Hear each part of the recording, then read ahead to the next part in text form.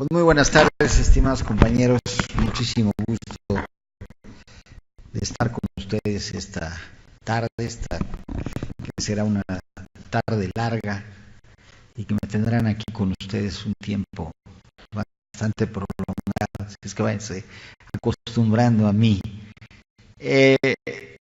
Agradezco a la Academia Mexicana de Cirugía la oportunidad de estar con ustedes este día y resultó muy interesante que este fuera el primer módulo de este diplomado, porque nos va a permitir analizar lo que es sin lugar a dudas la prioridad de salud número uno actual de la humanidad y de México, sin lugar a dudas, porque somos parte de la humanidad, que es el capítulo más importante de las enfermedades crónicas no transmisibles.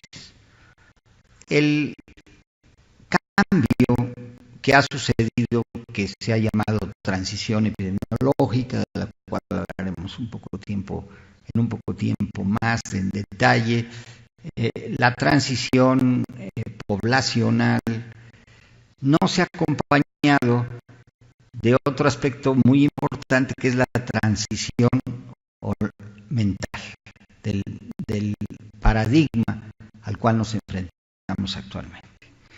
Durante siglos y siglos, la medicina giró en más del 80% alrededor de las enfermedades, en primer lugar sintomáticas, muy sintomáticas. Históricamente, el médico aparece en función a los síntomas. El primer médico seguramente fue alguno que quitó un dolor o tapó una arteria o un lugar que estaba sangrando o corrigió una fractura. Entonces, durante siglos, el médico estaba encargado precisamente de resolver los problemas sintomáticos. No es hasta probablemente la época de los griegos en que aparece el concepto de enfermedad. Y ese concepto de enfermedad pues ha pasado por muchos cambios en cuanto a su concepto, aunque todavía conservamos muchas de las ideas folclóricas de la explicación de la enfermedad que provienen de la época pues prácticamente prehistórica. No es sino hasta precisamente en Inglaterra, en Londres, durante una epidemia de cólera, que se encuentra que el pozo central de la ciudad de Londres, al taparlo, porque se le ocurrió a un brillantísimo médico pensar que de ahí salía el problema, al tapar este pozo cesó la epidemia de cólera y entonces se reconoció este aspecto de las enfermedades transmisibles y el concepto que les decía el doctor Ochoa sobre el aspecto de prevención. O sea, las enfermedades pueden no solo atacarse, sino prevenirse. Pero el modelo que se aplicó desde entonces y que desafortunadamente tenemos hasta la fecha es el modelo que corresponde a las enfermedades unifactoriales transmisibles.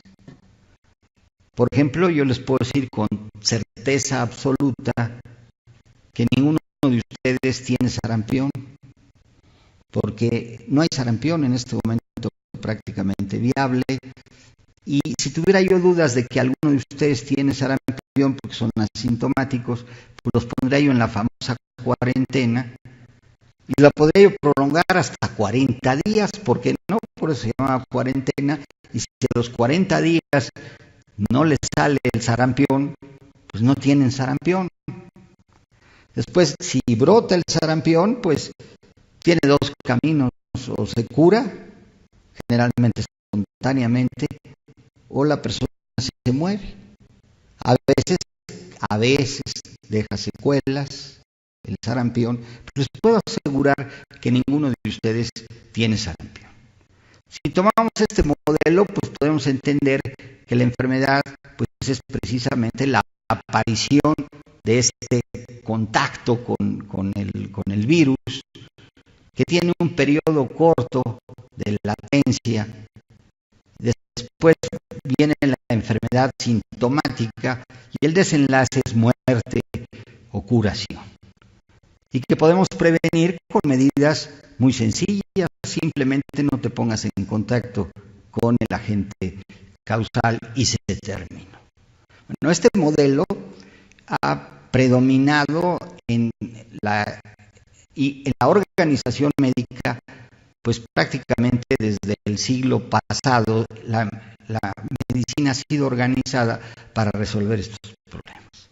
De hecho, estas ideas de la que usted estudia, todos formamos parte actualmente de dividir el nivel de la atención médica en primero, segundo y tercer nivel, gira alrededor de este modelo. Un primer nivel que se va a entender fundamentalmente de la prevención, un segundo nivel que va a manejar la aparición de la enfermedad en sí y un tercer nivel que va a ir a resolver de fondo, si es posible, esta enfermedad. Es un modelo muy sencillo de entender, pero que desafortunadamente este paradigma no funciona ya actualmente. Si bien les puedo decir que ninguno de ustedes tiene sarampión, sí les voy a decir que 1 de cada 3 de los aquí presentes tiene la placa teromatosa que lo va a matar. Y es totalmente asintomático y pueden pasar mucho tiempo entre este momento y ojalá que así sea y que se le rompa la placa teromatosa y que tenga el problema. Estas enfermedades que ahora ocupan el 80% de la carga global de enfermedad, la Organización Mundial de la Salud hace 2 meses publica precisamente el estado actual de la situación de la enfermedad en el mundo y habla de que estas enfermedades son el 80% de la carga global de enfermedad, o sea, 80% del problema relacionado a la enfermedad, ya sea por la aparición de mortalidad, de morbilidad, por gastos, por todo, es debido a estas enfermedades crónicas no transmisibles, en las cuales, por ejemplo, esto que se dice, bueno, hay que prevenir, en realidad prevenimos, o sea, prevenimos la enfermedad cuando ya todos los aquí presentes tienen alguna placa de aterosclerosis y de 1 de cada 3 de esos que ya la tienen, porque seguramente la tienen, porque es una enfermedad universal, 1 de cada 3, esta placa va a ser la causante de su problema principal de salud. ¿Estamos hablando de prevención cuando hablamos sobre esto? Pues en realidad no. ¿Nos sirve el concepto de salud y enfermedad? Pues tampoco. Después vamos a insistir mucho en esto porque pues el concepto de salud, que es un concepto que todos sabemos recitar con claridad prácticamente desde el final de la Segunda Guerra Mundial, la Organización Mundial de la Salud pone esta poética definición de salud, que es el estado de bienestar biopsicosocial. Entonces, siempre les pongo el ejemplo de un chico, 40 años, sale a correr todas las mañanas, está muy feliz porque lleva una vida familiar feliz, es socialmente muy aceptable, tiene una empresa en que ayuda a todo el mundo, es un hombre caritativo, es un hombre alegre, le gusta bailar, canta, todo mundo lo quiere. Pero tiene una placa del 30% en el tronco principal de la coronaria izquierda y un día al momento de despertar se rompe esta placa y este chico muere. Entonces, Podemos decir que 5 minutos antes de que se muriera era sano, sí, desde el punto de vista de la Organización Mundial de la Salud. Plenitud biopsicosocial, no estaba ni loco, ni era político, ni ninguna cosa de estas raras. Estaba físicamente correcto, socialmente correcto, era sano. Y sin embargo traía la situación que lo iba a matar. Entonces, este modelo no nos sirve para estas enfermedades. Este paciente, ahora nosotros lo clasificaremos, y es lo que vamos a ver, el alma de esta plática va a ser referente a eso, como un sujeto asintomático, porque lo que nos consta es que sea asintomático, no que sea sano. Tengan mucho cuidado en decir que alguien es sano. Lo que nos consta es que es asintomático o que no tiene manifestaciones de laboratorio, de gabinete, o de lo que ustedes quieran de enfermedad. Pero el que alguien sea asintomático y no tenga por ningún lado una marca de laboratorio o de gabinete que muestre que tiene problema, no quiere decir que está sano, quiere decir que está asintomático. Pero este chico es asintomático, pero de alto riesgo. Si lo hubiéramos visto con una visión diferente a la que nos dice que está en plenitud biopsicosocial y le hubiéramos preguntado sobre 9 aspectos de su vida, nos habríamos dado cuenta que estaba sano desde el punto de vista de la Organización Mundial de la Salud, pero que era una persona de muy alto riesgo. Su padre había muerto a los 45 años de un infarto del miocardio y su madre no toleró el dolor de ver muerto a su padre y murió también a los 50. Por cierto, ella era diabética y el padre prediabético. Este chico fuma de repente, pero bueno, pues cualquier momento lo deja de fumar. Estaba un poquito pasado de peso. Tenía una cinturita de 96 centímetros. No hacía ejercicio. Comía de una manera irregular, fundamentalmente con una dieta rica en sal, en ácidos grasos saturados, porque iba a todos los días al restaurante, era muy feliz, muy contento. Fue a ver a su médico y su médico le encontró 140/85 de presión arterial y le dijo: este es hipertensión reactiva, no eres hipertenso, es la bata blanca, lo que tú necesitas es trabajar menos y hacer menos esfuerzos. Le toman una glucosa en sangre y tiene 102 de glucosa. Bueno, es normal, están exagerando porque era hasta 110, yo le dicen que más de 100 ya te quieren decir hasta prediabético. No le mandó a hacer una hemoglobina glicosilada, pero esta hemoglobina glicosilada estaba en 4.8. Eso pues no es mucho.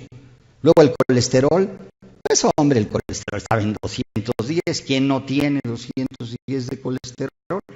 Bueno, este joven tenía 9 factores de riesgo muy chiquitos, que son mucho peor que si hubiera tenido 240/120 de presión arterial. Si este mismo chico hubiera llegado al consultorio con 240/120, le hubieran dicho que qué barbaridad, que era una crisis hipertensiva, le hubieran dado medicamentos, le hubieran dicho que estaba muy enfermo, que tenía mucho problema. Pues tiene menos problema una persona con 240/120 de presión arterial que una gente como este chico que tiene 9 factores de riesgo. Todos en el límite, cruzando apenas la frontera. Entonces, la situación es que no nos sirve el paradigma actual de pensar que este chico fuera una persona sana o no enfermo. Por otra parte, bueno, pues la actitud frente a él al encontrarle todo esto, ¿cuál hubiera sido la del médico? Mira, no comas huevos, sal a correr todas las mañanas, no comas sal, no te preocupes, le sacaría una dieta del cajón, le diría, mira, haces esta dieta de 1400 calorías y nos vemos aquí dentro de 3 meses. Pero no se te olvide que no te pongas nervioso y que no trabajes tanto. Pues nada, este chico no iba a tener absolutamente ninguna ventaja de eso. Este chico tenía que haber pasado un proceso que veremos ahora para el diagnóstico de aterosclerosis asintomática y tendría que haber recibido probablemente de 2 a 3 medicamentos. ¿Cómo va a recibir 2 a 3 medicamentos esta persona que es completamente sano, es asintomático? Están exagerando. 103 de glucosa, 206 de colesterol, 135, 85 de presión arterial y una cintura de 1 metro. Algunos de ustedes, con ya la cultura grande que tienen, dirá, bueno, por lo pronto tiene síndrome metabólico. Y el síndrome metabólico es muy grave. No es sano, tiene síndrome metabólico, tiene prediabetes, está en los bordes de la hipertensión arterial, tiene dislipidemia. Entonces, no es una persona completamente correcta. Entonces, fíjense cómo esto cambia radicalmente, porque ahora si lo vemos desde el punto de vista de salud pública, cuando hay la primera amenaza y ahora en la noche va a estar aquí el secretario y les hablan muy bonito, porque saben cómo responder a las enfermedades transmisibles. Ante la primera amenaza de influenza, y que bueno, el país responde muy bien, se vacuna a todo el mundo, se le dice que no den la mano, que no estornuden, que las cosas deben hacerse así, se aísla, se compra el medicamento para combatir al virus, se toman todas las medidas porque se saben hacer. ¿Qué medidas se toman para la enfermedad cardiovascular de esa magnitud? Ninguna en este país, absolutamente ninguna. No hay ni una sola campaña correcta. Ya veremos, por ejemplo, cómo se compra medicina que no sirve para nada. La mitad del gasto en medicamentos en salud se gasta en hipertensión arterial, y van a ver ustedes que esa cantidad enorme de dinero se gasta para tener al 4% de los hipertensos mexicanos controlados. No se entiende, o sea, no se entiende este concepto. No, pero ¿cómo va a tomar medicina alguien que no tiene síntomas? ¿Cómo vamos a considerar esto? ¿Cuál? Hay que hacer prevención, pero la prevención es como, no sé, como una especie como de religión, es como algo así que hay que tener, a menos que se pueda vacunar. Si hay una vacuna, pues sí se pone y se entiende bien la prevención, o si no son estas medidas, ok, de corto plazo, lávate las manos, porque si no vas a tener problemas con el virus. Pero cambia tu estilo de vida para el resto de tu vida. No es lo mismo que lavarse las manos durante la temporada que hay HIV, o no darle besos a las muchachas. Entonces, fíjense ustedes que por eso me he tomado este tiempo, para que entendamos que lo que hemos aprendido hasta este momento, si lo queremos aplicar, este modelo que hemos aprendido y que todo tiene nombre y todo es muy confortable, muy claro de entender, no funciona para lo que representa el 80% del problema de salud. Y ustedes precisamente que se enfrentan a este problema desde su inicio, pues deben tener esta idea clara: no sirve este modelo. Ni siquiera deberíamos hablar de prevención, no deberíamos hablar de salud y enfermedad, debemos hablar de riesgo. Y el médico es en última instancia un administrador de riesgos. Eso es lo que hacemos, administrar el riesgo, ofrecer a la persona que viene a nosotros la opción que tenga una relación riesgo-beneficio adecuada. Lo que yo le voy a dar va a tener un riesgo porque se lo damos, pero ese riesgo va a ser menor que el beneficio que se va a obtener al reducir su riesgo. Y por ejemplo, bueno, más del 80% de las veces, por ejemplo, las estatinas son utilizadas o deben ser utilizadas en pacientes que no tienen el colesterol elevado, de acuerdo a los patrones conocidos. Entonces, ¿cómo le vas a dar un medicamento para la presión alta que no tiene la presión alta? ¿O cómo le vas a hacer un medicamento para el azúcar a alguien que no tiene el azúcar alta? ¿O cómo le vas a dar una estatina, un medicamento para el colesterol a alguien que no tiene el colesterol alto? Esto es idiota, no se entiende, no, porque ninguno de estos medicamentos ni son para bajar la presión, ni son para bajar el colesterol, ni son para bajar el azúcar, son para cumplir con nuestra misión fundamental como médicos. ¿Cuál es nuestra misión fundamental como médicos? Volviendo a este aspecto histórico, si uno le preguntara al médico antediluviano, diría, yo, doctor, me dedico a quitar síntomas.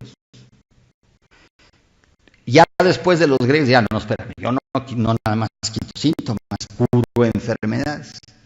Después dirá, no, espérate, no solo no quito síntomas y curo enfermedades, sino me dedico a la prevención.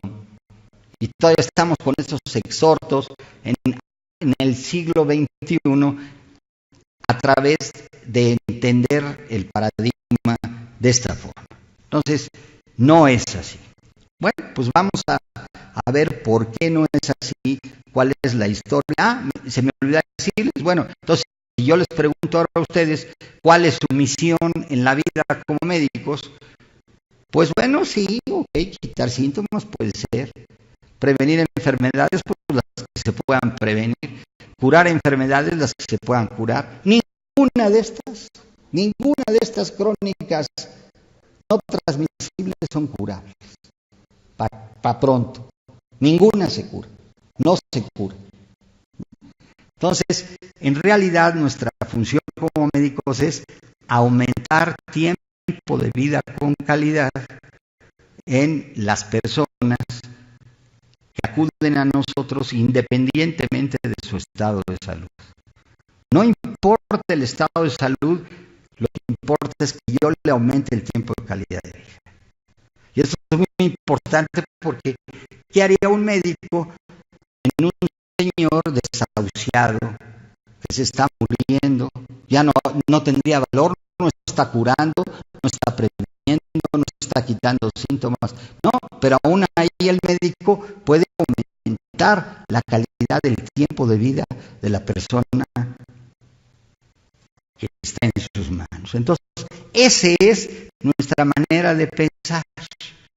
Es así como debemos de pensar, y debemos de pensar no si está sano o está enfermo, debemos pensar qué tanto riesgo tiene mi paciente de qué, de vivir menos tiempo y de que baje su calidad de vida. ¿Y qué voy a hacer? Voy a trabajar en eso. No estoy trabajando en la clásica de salud y enfermedad. El paradigma salud y enfermedad debe ser abandonado y todavía nuestra Secretaría y las de todo el mundo se llama Secretaría de Salud. ¿Y qué es la salud? El bienestar biopsicosocial. Pues ya vimos que este modelo, por Dios. Señores, estamos en el 2011.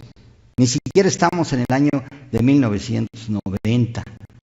En 1990 tenían que salir a la calle, buscar un teléfono de 20 y contestar. Ahora mi compañero está hablando tan tranquilo desde aquí, en medio de no sé qué, y está hablando tan tranquilo.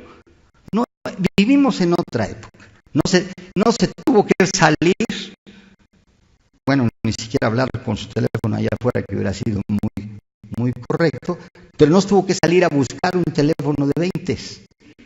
Y en los años 80 teníamos que salir a buscar un teléfono de 20.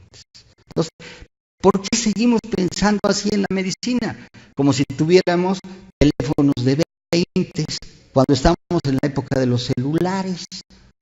Por Dios, ¿verdad? Bueno, ya me tomé mucho tiempo, pero esa es la idea, porque en realidad sirve mucho que iniciemos esto de esa manera. Bueno, la enfermedad cardiovascular es la primera causa de morbilidad y mortalidad a nivel mundial. Esto ya lo conocemos.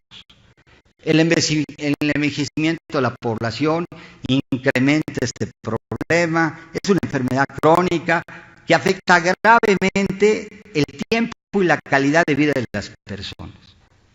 La posibilidad de vivir menos tiempo y de vivir mal es muy alta en quien tiene esta enfermedad cardiovascular.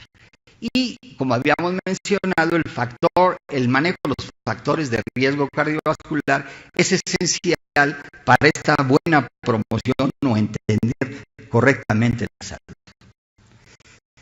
En la enfermedad cardiovascular incluimos pues precisamente la diabetes, porque la diabetes es una enfermedad cardiovascular, y la enfermedad cardiovascular incluida la diabetes le corresponde el 30% de la carga global de la enfermedad. O sea, de todos los que se mueren, el 30% se mueren de esto. De los años de vida, de calidad que cuesta, el 30% se debe a estas enfermedades. Del gasto económico, el 30% se debe a estas enfermedades. Entonces, es un problema mayor, junto con las otras crónicas no transmisibles, pues representan el 80% de la carga global de enfermedad. Y bueno, estos números son impresionantes: 17 millones de muertes cardiovasculares en el 2004, más 1 millón por diabetes en el mundo. Del total de muestras, 7.2 fueron enfermedad coronaria y 5.7 por enfermedad vascular. Y en Latinoamérica, de 1900 a 2020, se triplicará la mortalidad por cardiopatía isquémica y enfermedad cerebrovascular. Esto me lleva a otro error paradigmático que arrastramos también del siglo pasado. La enfermedad cardiovascular y la aterosclerosis es una enfermedad de ricos, de países ricos. No, es una enfermedad de países empobrecidos. No tanto los pobres son los que tienen todavía las transmisibles, pues en el subsahara, ¿verdad? Nosotros no somos un país pobre, somos mexicanos empobrecidos, que vivimos en un país rico, que es muy diferente. Somos empobrecidos. Bueno, de nosotros, de los empobrecidos, será el reino de los cielos.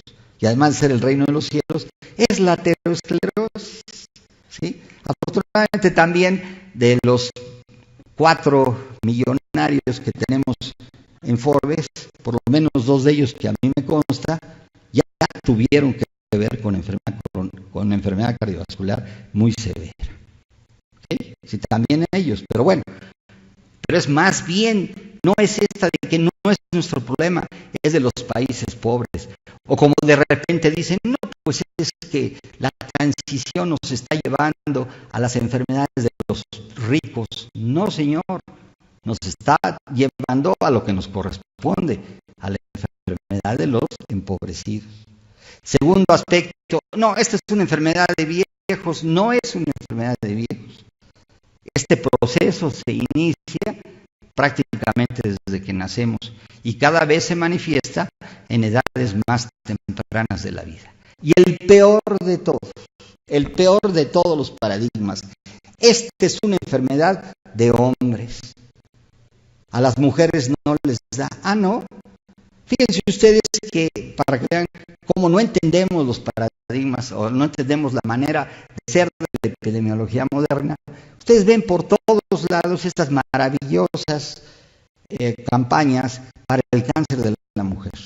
El cáncer de la mujer es un problema mayor, sin lugar a dudas, pero por cada mujer que muere de cáncer, mueren 20 de enfermedad cardiovascular.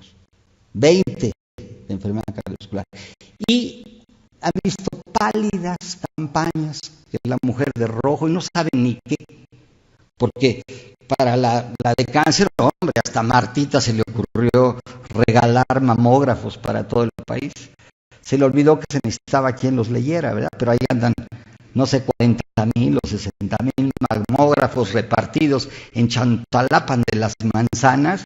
Y nadie los sabe aprender y desde luego nadie los sabe interpretar, pero estaba haciendo prevención, estaba empoderando a las mujeres. Ignorancia feroz. Esta es una enfermedad de hombres y mujeres y es mucho peor en las mujeres. ¿Y saben por qué es mucho peor? Por la discriminación de género. Si a alguien que es hombre le duele el pecho y llega al hospital, le hacen algo, le toman un electro. Si una señora llega con dolor del pecho, es vieja loca, lo que necesita es otra cosa, váyase a su casa y ni un electro le toma.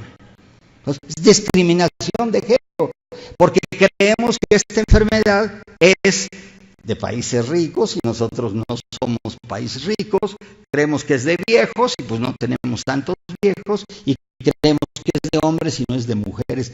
Fíjense nada más el daño que esto hace. Ya vamos a ver la repercusión de este daño. No les estoy hablando de memoria. Estoy diciendo lo que está pasando y explicándoles por qué pasa. Entonces, estamos absolutamente desfasados. Absolutamente desfasados. Yo creo que se debe seguir hablando de salud materno-infantil, desde luego que es muy importante, pero ha dejado de ser la prioridad número uno. La prioridad número uno son estas enfermedades y nadie las pela, porque no se entienden. Es muy fácil dar suero oral si el niño tiene diarrea y es muy barato. Entender que el 30% de los mexicanos necesitan tomar una estatina y una estatina en altas dosis y de cierto costo, pues no se da. Pregúnteme qué compra el Estado, pravastatina. La pravastatina, le dieran a un solo señor toda la pravastatina que compra el Estado, no alcanzaría el colesterol que necesita tener para vivir más años. Entonces, para que vean cómo las cosas, realmente ese es nuestro problema. No las entendemos correctamente y no porque sea nada difícil. Y ahora vamos a ver que es algo sencillísimo de entender. Bueno, 23.6 millones de personas para el 2030 morirán por enfermedad cardiovascular. Ya les decía yo que la enfermedad cardiovascular explica el 30% de la carga global de enfermedad para los humanos. 30% de la carga de enfermedad. Las condiciones de salud en México han cambiado, han mejorado considerablemente en los últimos 50 años en lo que se refiere a las enfermedades crónicas transmisibles. Toda nuestra estructura está para las enfermedades crónicas transmisibles. Es una chulada como responde la Secretaría cuando hay una amenaza de cólera, o cuando hay un caso de sarampión, o cuando aparece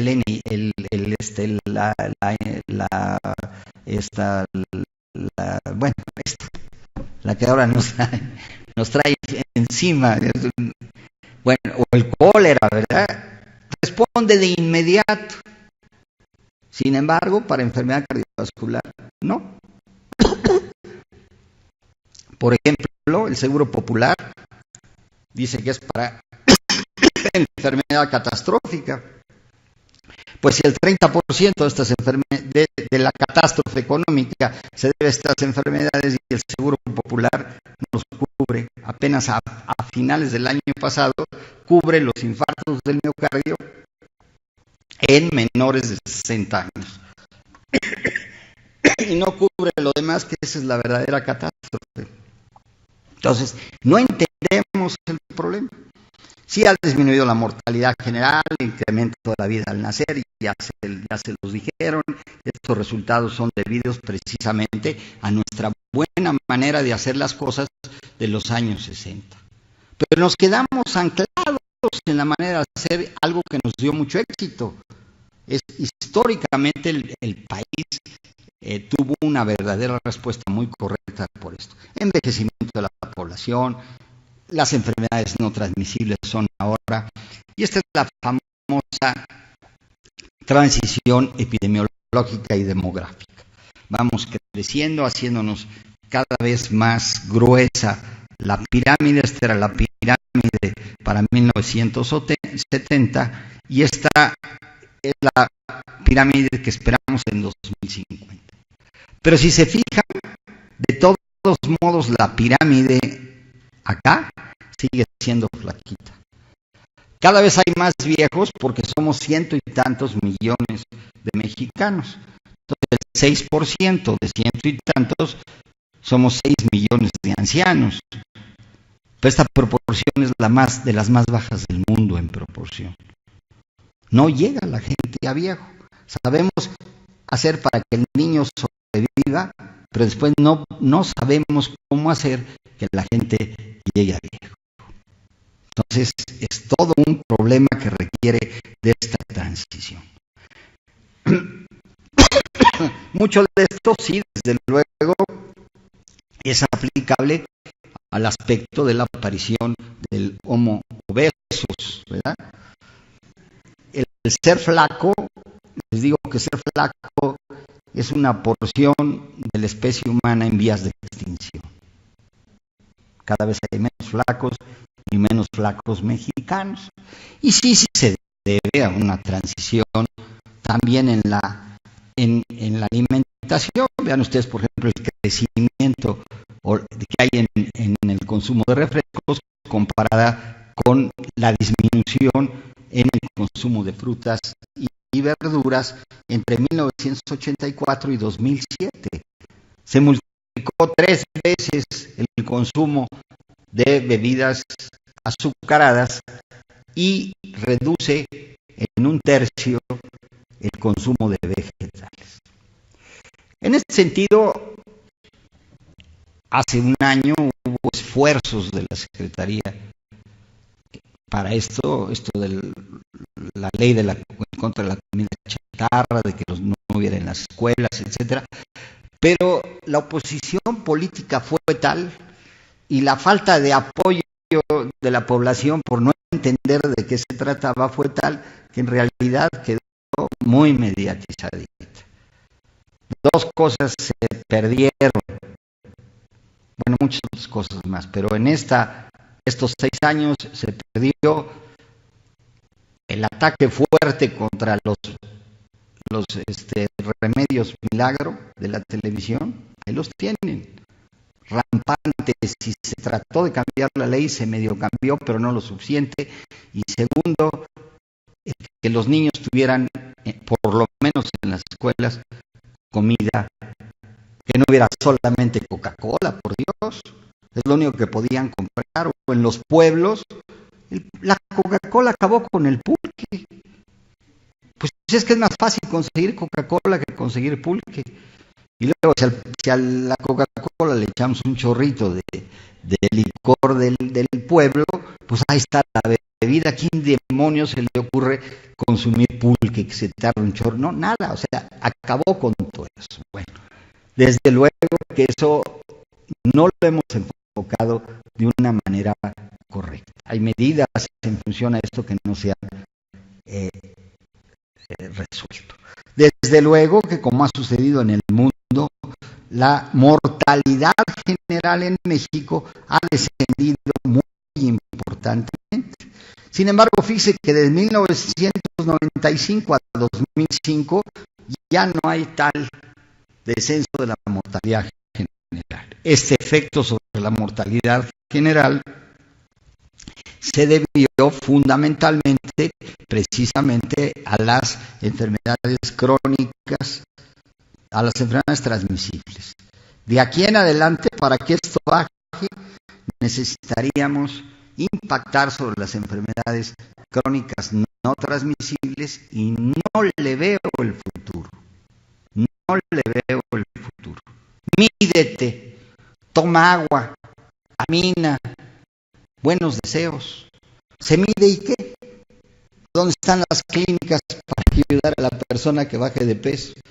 Toma mucha agua, ay, eso está re bonito, pero fíjense que cuando les decía yo que seguimos arrastrando el paradigma del modelo de enfermedad de antes de los griegos, desde antes de los griegos se pensaba que la enfermedad era un castigo de Dios, o que se nos metía el demonio, o que nos habíamos portado mal y que por eso nos enfermábamos. Sigue prevaleciendo esto. La mayoría de la gente piensa que tener aterosclerosis es porque come huevos. ¿Cómo no vas a tener aterosclerosis si comes huevos? O sea, esta relación que es lo mismo, o sea, estás haciendo un pecado. Por eso, por ejemplo, en las culturas tan especiales como en las culturas profundamente elementales de religiosidad muy elemental, como puede ser los norteamericanos, piensan que la enfermedad pues es castigo de Dios. Por eso el SIDA le tienen tanto cariño y tanto, pues claro, pues el SIDA, pues te portas mal y andas metiéndote con otro señor, y cómo no te va a castigar Dios, cómo no te va a dar SIDA. Se entienden más fácilmente. ¿Por qué le sube el colesterol a este señor si ni siquiera come huevos? ¿Cómo es posible? No, pues quién sabe, es un error, eso no es así. Bueno, desde luego que también pues las causas, esa es la transición epidemiológica, pues las causas de muerte han cambiado. Ya lo habíamos dicho, para 1950 la diarrea y la neumonía eran los campeones, y las enfermedades del corazón y la diabetes lo son ahora. Para las diarreas y las neumonías, el suero oral, los antibióticos acabaron con eso. Para las enfermedades del corazón y la diabetes, no sé cómo, porque no hay nada, absolutamente en este momento, nada formal, nada bien pensado para cambiarnos hacia este lado. Y vienen las remembranzas y por ahí aparece una epidemia de neumonía, ¡pum!, le cae todo el sistema encima. Bueno, la enfermedad cardiovascular pues es galopante en México, desde luego lo sabemos, la sobrepeso y la obesidad. 2 de cada 3 mayores de 20 años padecen de sobrepeso u obesidad, y no lo percibe como un riesgo para la salud, más lo percibe como un riesgo estético que como un riesgo para la salud. 26 millones de mexicanos tienen un patrón lipídico anormal y el 80% no saben que lo tienen. Más de 15 millones de mexicanos tienen hipertensión arterial y por lo menos, de acuerdo a la Ensalud, 61% lo ignoran. 6,5 millones de pacientes mexicanos son diabéticos y 35% no lo saben. Y hay 14 millones de mexicanos, por lo menos, con síndrome metabólico. Bueno, yo creo que esto merecería un enfoque diferente a decir, toma agua, camina, mídete la cintura y comunícate. Esa es nuestra respuesta a esto. Pues bueno, pues, ¿qué esperamos? Pues esperamos esto, que las enfermedades cardiovasculares van en aumento, mientras que las otras van en descenso. Y debo decirles que este es otro de los récords mexicanos. Somos el único país en América en el cual las enfermedades cardiovasculares van en aumento. Medalla de oro en esto, la única, no hay otro país en Latinoamérica en el cual las enfermedades cardiovasculares vayan en aumento en lo que se refiere a la mortalidad. Claro, ni hacemos nada para prevenirnos, y una vez que se tapó la arteria, que veremos después que tenemos 1 hora para destaparlos, no hay ni el 1%, ya lo veremos al final, ni el 1% de los mexicanos, bueno, 1 en 1000 de los mexicanos que recibe tratamiento correcto cuando se le tapa una arteria coronaria que lo tiene al borde de la muerte.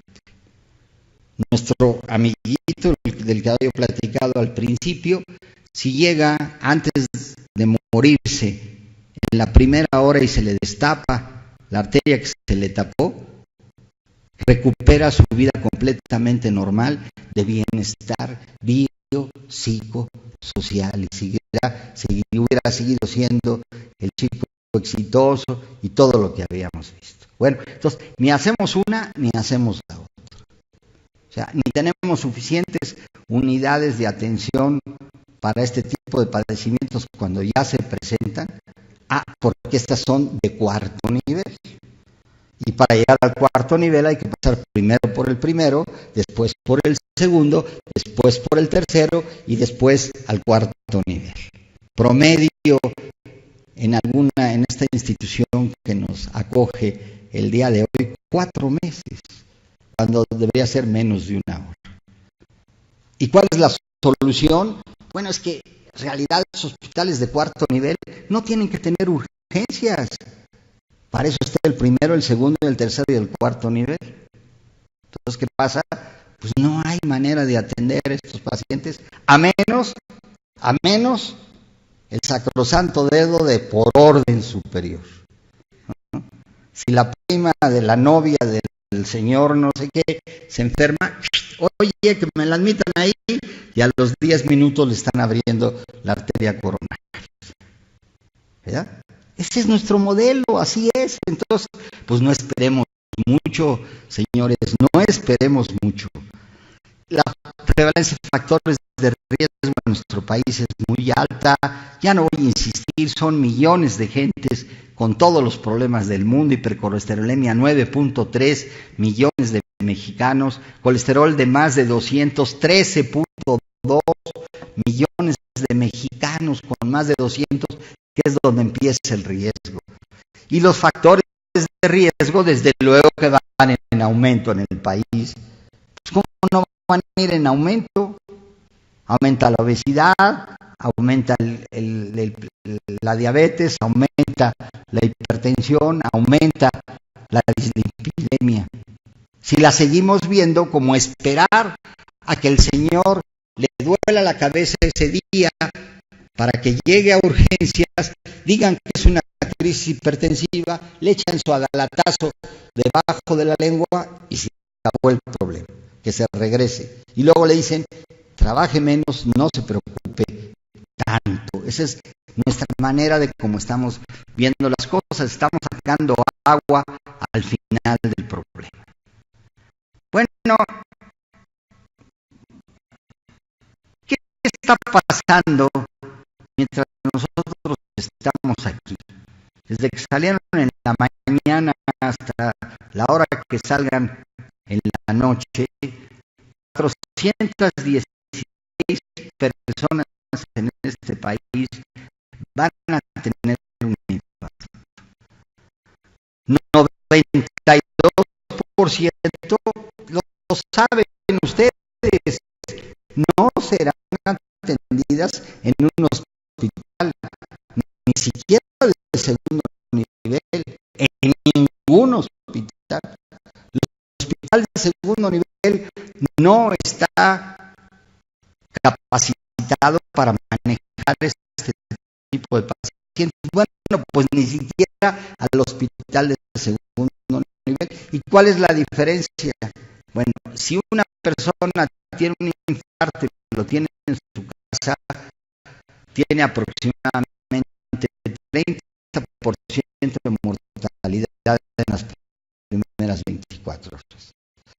Si va a un hospital por lo menos de segundo nivel, a donde haya por lo menos una terapia intensiva, la mortalidad baja al 10%.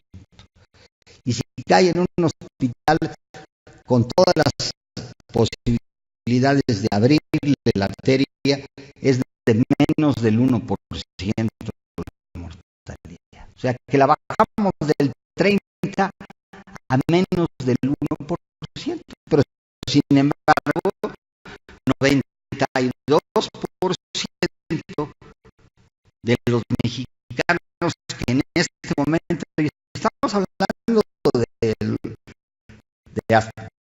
citadinos, ¿sí? Estamos hablando de la Ciudad de México, Monterrey y Guadalajara. No estamos hablando de Chimalhuacán, de las manzanas. 92% no serán atendidos en un hospital. 126 morirán en estas 24 horas, porque el 25% se van a morir por falta de atención. Menos del 5% tenían una evolución previa, una evaluación previa de su riesgo cardiovascular.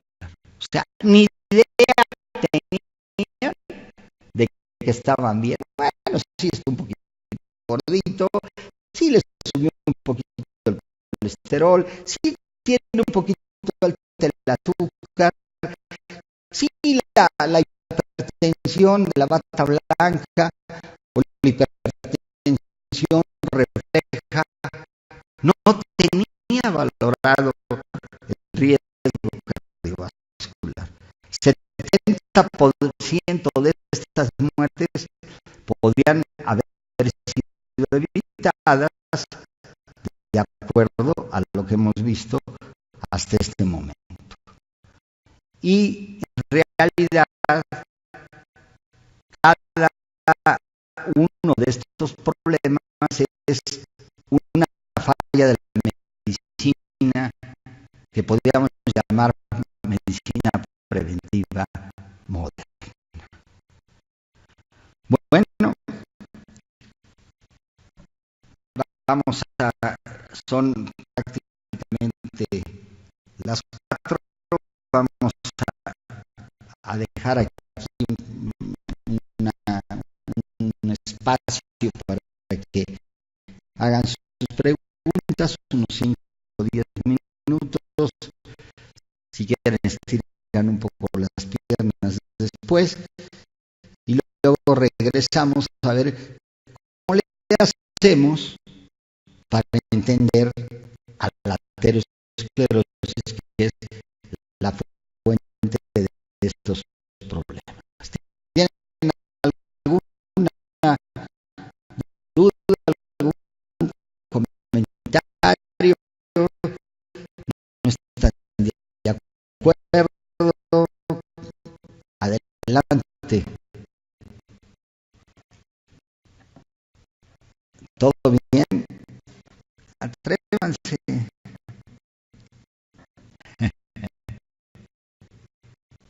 Bueno, entonces tomen unos 4 minutos, 5 de...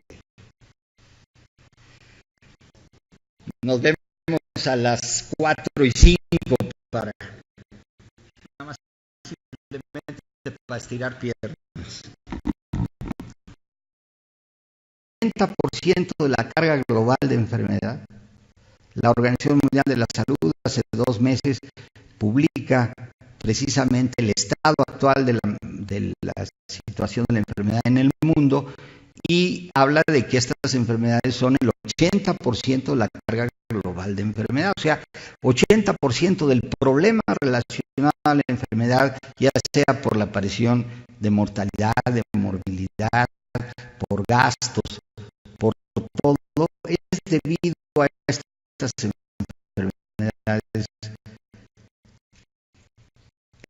crónicas no transmisibles, en las cuales, por ejemplo, esto que se dice, bueno, hay que prevenir, en realidad prevenimos, o sea, prevenimos la enfermedad cuando ya todos los aquí presentes tienen alguna placa de aterosclerosis, y de 1 de cada 3 de esos que ya la tienen, porque seguramente la tienen, porque es una enfermedad universal, 1 de cada 3, esta placa va a ser la causante de su problema principal de salud.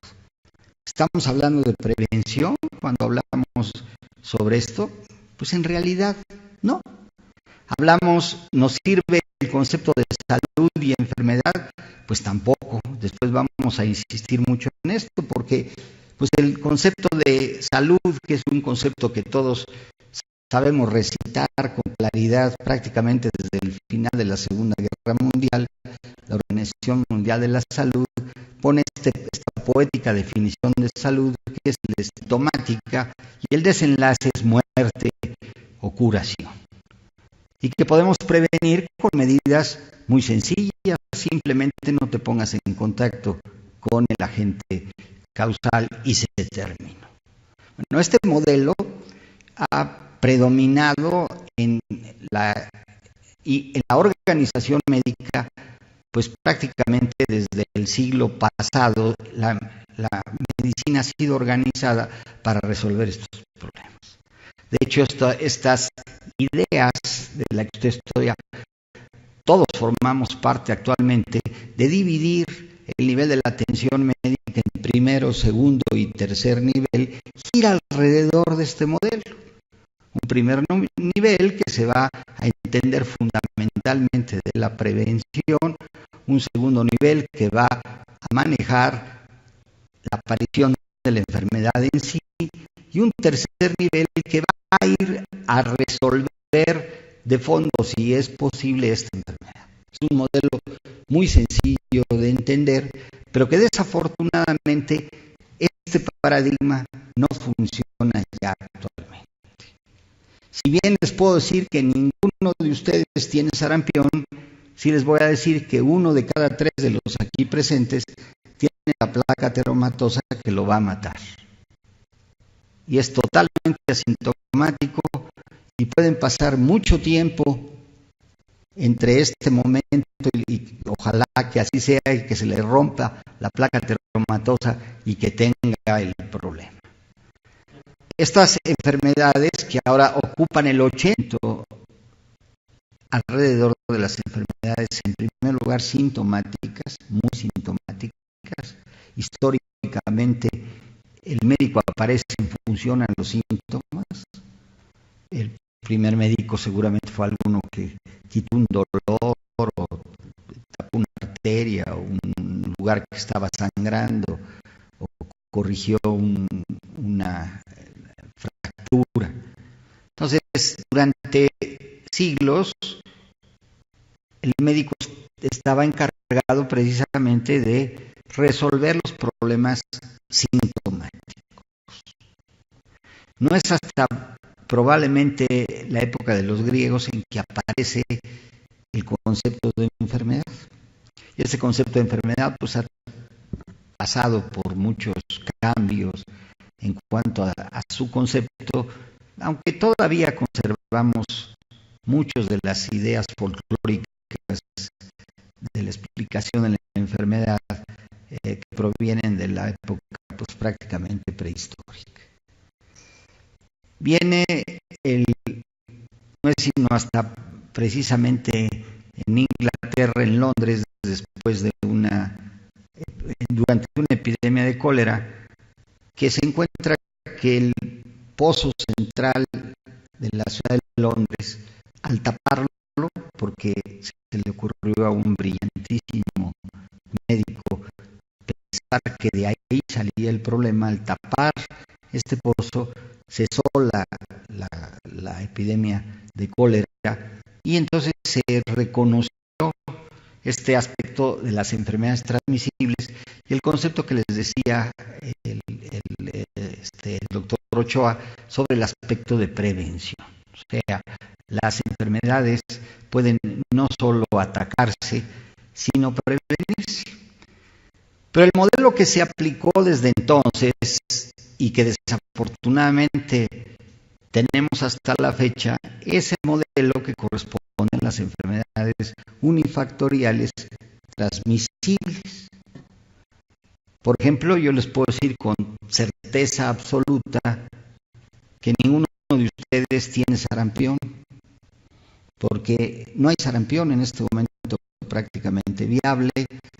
Y si tuviera yo dudas de que alguno de ustedes tiene sarampión porque son asintomáticos, pues los pondría yo en la famosa cuarentena Y la podría yo prolongar hasta 40 días, ¿por qué no? Por eso se llama cuarentena. Y si a los 40 días no les sale el sarampión, pues no tienen sarampión.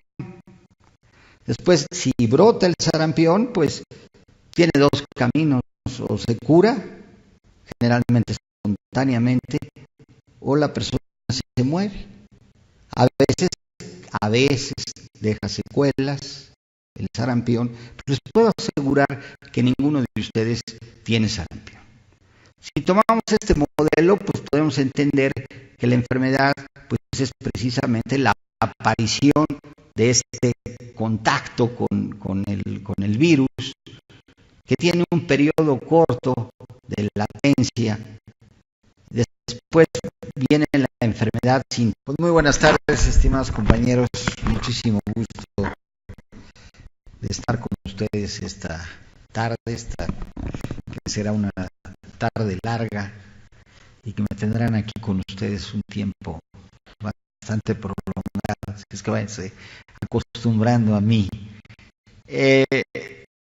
Agradezco a la Academia Mexicana de Cirugía la oportunidad de estar con ustedes este día, y resultó muy interesante que este fuera el primer módulo de este diplomado, porque nos va a permitir analizar lo que es sin lugar a dudas la prioridad de salud número uno actual de la humanidad y de México, sin lugar a dudas, porque somos parte de la humanidad, que es el capítulo más importante de las enfermedades crónicas no transmisibles.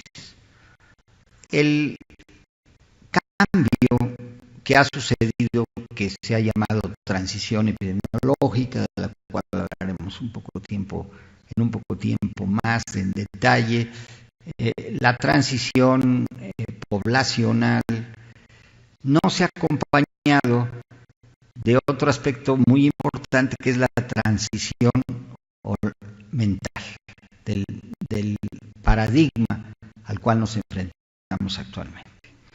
Durante siglos y siglos, la medicina giró en más del 80%